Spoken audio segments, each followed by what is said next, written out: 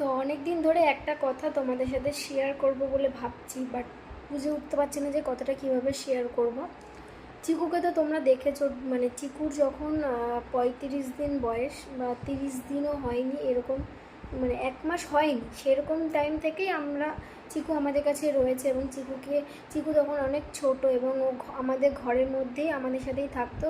তখন আমাদের ঘরেই পটি করতো, ঘরেই হিস করতো। আমরা মানে তখন ছোট ছিল, অনেক হিস পটি করতাম, আমরা পরিষ্কার করতাম।